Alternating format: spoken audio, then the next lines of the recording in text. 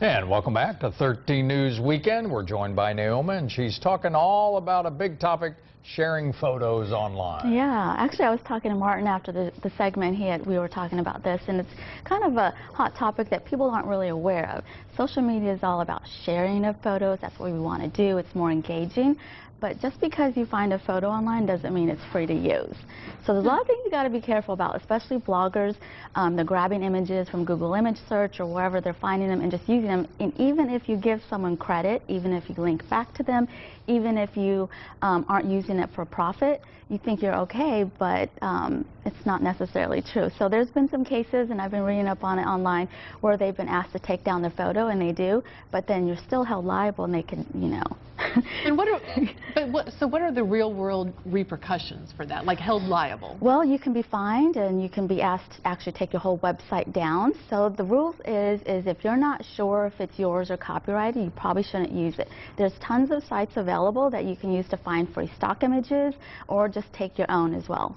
So even with Pinterest, you're sharing photos. You can share it within Pinterest, but there's also, you got to read the terms of services, how Pinterest and Tumblr work. They want you to share, but you also have to claim that, you know, you own the photo, it's copyrighted, and so you don't get yourself into trouble. And so the board that we just saw, were those some places that, yes, that it's okay to get the picture? Yes. And if you do use Google image search, which I use a lot of times, there's an advanced search where it says it's free to use and modify the photo, whatever. Flickr is another popular one. Wikimedia Commons, there's a lot of free media. Unsplash is kind of cool because it promises 10 new photos every 10 days, and they actually email them to you. So you don't have to go searching for them. So you can just kind of start collecting them and using them for your blog posts or not using them.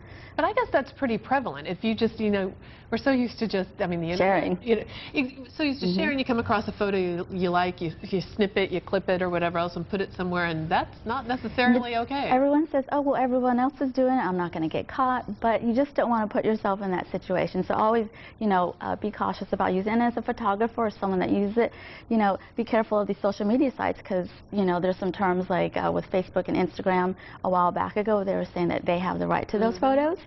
So keep it on your content. Be careful of when you're sharing the photos, and if you're questionable, go to a stock image, or just, I use a lot of my own photos. Of that list we just saw, do you have favorites that you like to use? I use Google image search, Flickr, Wikimedia Commons, and then most of the time I just take my own photos. Yeah. And I've actually had people contact me at events that I go to, hey, I saw that photo, can I use it? And most of the time I'm like, okay, I mean, I'm not a photographer, professional photographer, but I'm glad that they had the courtesy to ask me. And that's something you don't think about. I mean, would you be a little put off if you stumbled across a picture you took on? I actually have.